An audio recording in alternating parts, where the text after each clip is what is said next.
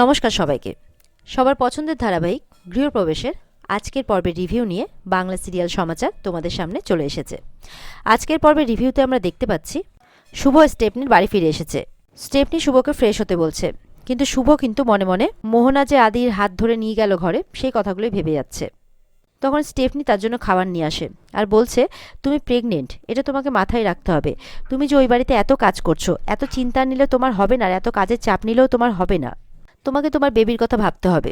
তখন শুভ বলছে, আমি আমার বেবির কোনো ক্ষতি হতে দেব না স্টেফনি। শুভ বলছে, যত তাড়াতাড়ি আমি এর কিনারা করতে পারবো, এই রহস্যের সমাধান করতে পারবো, রায়বাড়ির ছেলেকে কলঙ্কমুক্ত করা ছাড়াও আমার ওই বাড়ির প্রতি আর কোনো ডিউটি নেই।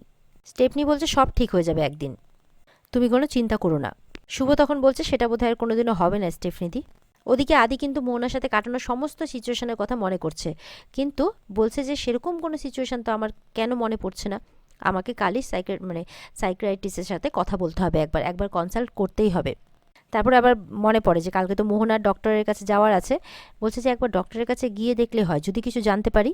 এদিকে শুভ শরীর দেখে ডক্টরের সাথে কনসাল্ট করতে বলছে স্টেফনি। তখন বলছে, হ্যাঁ আমাকে কনসাল্ট করতে হবে। তারপরে ফ্রেশ হয়ে এসে ডক্টর দময়ন্তীকে ফোন করছে। তখন স্টেফনি বলছে, তুমি ডক্টর দময়ন্তীকে আবার কেন ফোন করলে? সে তো সেরকমভাবে কোনো ক্লু দিতে পারছে না, তোমার শরীর তো ঠিক বলে মনে হচ্ছে না আমার। শুভ বলছে, উনি একজন ভালো গাইনোকোলজিস্ট, ওনাকে দেখালে আমার কোনো ক্ষতি হবে না, বলে এটা একটা অ্যাডভান্টেজ হবে আমার জন্য। আর মোহনা যদি সত্যি প্রেগনেন্ট হয় তাহলে কিসের ওর এত লুকোছুপি খেলা?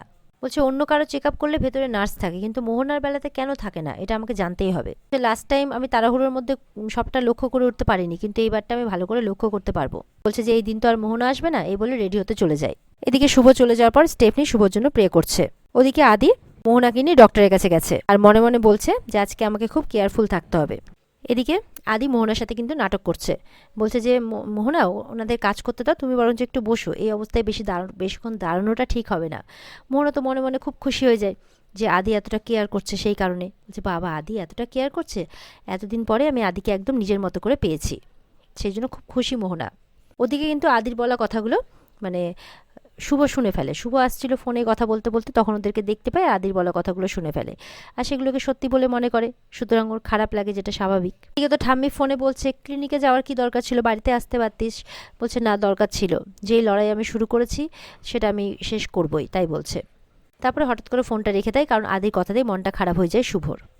এরপর আদি মোহনাকে নিয়ে ডক্টরের ওখানে ঢুকবে আর কি, ক্লিনিকের মধ্যে। তখন শুভকে দেখতে পাই, লাকিকে দেখে ওরা অবাক হয়। আর লাকির কিন্তু অন্য ধ্যানেই আছে, ও খালি আদির বলা কথাগুলো মনে মনে আওড়াচ্ছে। তখন মোহনা বলছে, এ কি লাকি, তুমি এখানে? তখন লাকি কিন্তু সাড়া দেয় না, বলে লাকি, ডাকে আবার জোরে করে, তখন সাড়া দেয়, বলে হ্যাঁ।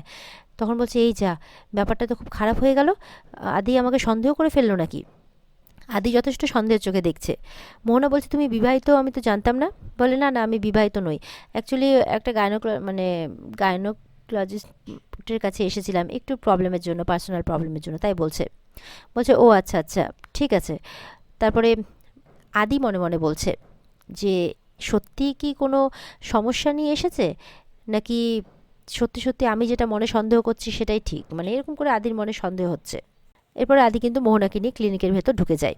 আর ওদিকে শুভ মন খারাপ করে বসে পড়ে যে এই বাচ্চাটাও তো তোমার, এর প্রতিও তো তোমার একটা দায়িত্ব আছে, কিন্তু এ তো উপেক্ষিত হচ্ছে।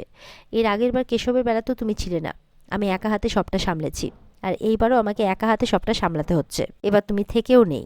এরপরে দেখা যাচ্ছে আদি কিন্তু মোহনাকে নিয়ে ডক্টরের ক্লিনিকে যায়, দময়ন্তীর ক্লিনিকে। তো দময়ন্তী মোহনার সাথে আদিকে দেখে কিন্তু অবাক হয়ে যায়।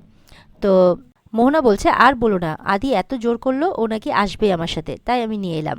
তো আদি বলছে, মাঝে মধ্যে দেখে না অসুস্থ বলে মনে হয়, তো সব কিছু ঠিক আছে তো?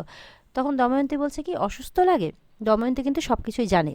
দময়ন্তীর সাথে মিলে মোহনা এই নাটকটা করছে। তো আদি সেটাই ধরতে এসেছে, একটা ক্লু পেতে এসেছে।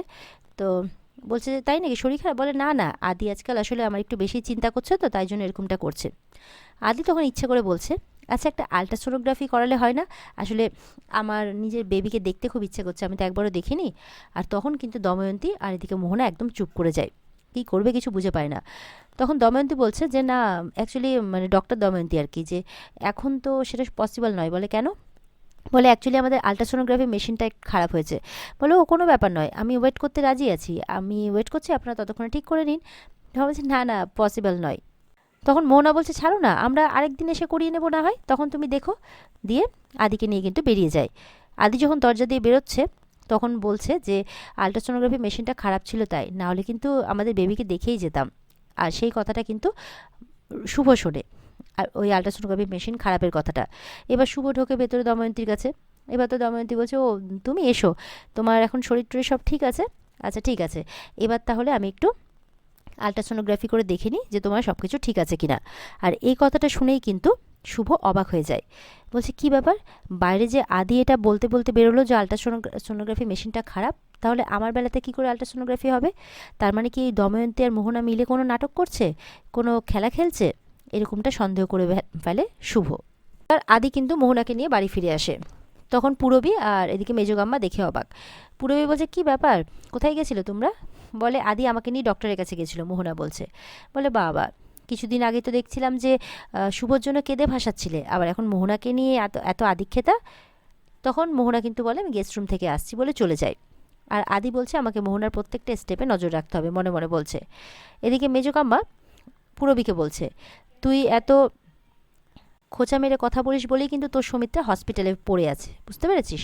তখন পূরবী চুপ করে যায়। এদিকে কেশব কোথায় জিজ্ঞাসা করলে মেজকাম্মা কেশবকে আদির কাছে এনে দেয়।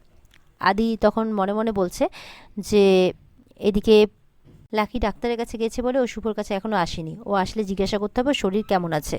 এদিকে দেখা যাচ্ছে মোহনা নিজের ঘরে এসে আদিকে নিয়ে স্বপ্ন দেখছে। আদি যে তার এত কেয়ার করছে সে একদম আনন্দে লাফাচ্ছে। সে স্বপ্ন দেখছে যে সে আদির বিবাহিত বউ। ঠিক সেই সময় কিন্তু পূরবী আসে। পূরবী এসে মোহনার ধ্যান ভাঙায়, বলে দিবা স্বপ্ন দেখছিলে নাকি? মোহনা চুপ করে যায়, বলছে ভুলে যেও না, আমরা তোমাকে সাপোর্ট করেছি বলেই কিন্তু তুমি এখানে শুভলক্ষ্মীর জায়গাটা পেয়েছো এই বাড়িতে। বলছে যে আমরা আমাদের কথা রেখেছি, এবার তুমি তোমার কথা রাখবে। সমিতের ব্যাপারটা কিন্তু কিছুতেই তুমি হ্যান্ডেল করলে না। মোহনা বলছে কে বলছে কিছু করিনি, ওই তুলি বলে মেয়েটাকে এমন ফ্যাসিলিটিতে শিফট করা হবে যে চাইলেও সমিত সেখানে পৌঁছতে পারবে না। এদিকে দেখা যাচ্ছে যে আদি বাচ্চাটাকে নিয়ে খেলছে। তখন কিন্তু কিছুক্ষণের মধ্যে সেখানে শুভ আসে। শুভ আসতে আদিকে মানে বাচ্চাটাকে কাঁদতে দেখে, কেশবকে কাঁদতে দেখে তুরন্ত তাকে নিতে যাবে, তখন ব্যাগটা তার হাত থেকে পড়ে যায়। তার ব্যাগটা যে পড়ে গেছে সেটা সে খেয়াল করেনি, আর তার ব্যাগ থেকে কিন্তু প্রেসক্রিপশনটা বেরিয়ে গেছে। এবার কেশব তো খুব কাঁদছিল, কিন্তু শুভ যখনই কোলে নিল আর দু চারটা কথা বলতে কেশব কিন্তু শুভর কোলে যেতে একেবারে চুপ করে যায়। আদি বলছে যে বাহ, ও আন্টিটার কোলে যেতে একেবারে চুপ। এরপরে আদি কিন্তু ব্যাগের থেকে বেরিয়ে যাওয়া প্রেসক্রিপশনে ডক্টরের নামটা দেখে নেয়। তখন লাকিকে জিজ্ঞাসা করছে, লাকি তুমি তো গেছিলে ডাক্তার দেখাতে, তো তোমার কি শরীর ঠিক আছে? বলে আমি ঠিক আছি। বলে তাহলে ডক্টর দেখাতে গেছিলে যে? আদি ইশারাতে প্রেসক্রিপশনটা দেখাচ্ছে। তখন শুভ দেখে, আর শুভ বলছে যা, প্রেসক্রিপশনটা দেখে ফেললো, যদি পুরোটা দেখতে চাই তাহলে কি করবো, একবারে কেলেঙ্কারি হয়ে যাবে তো। এই বলে আদি প্রেসক্রিপশনটা ওঠাতে যাচ্ছে, তখন শুভ কিন্তু একদম ছো মারার মতো প্রেসক্রিপশনটা উঠিয়ে ফেলে। আর তখন আদি কিন্তু শুভর হাতটা ধরে ফেলে, আর শুভর হাতটা ধরেই কিন্তু কিছু একটা বুঝতে পারে আদি।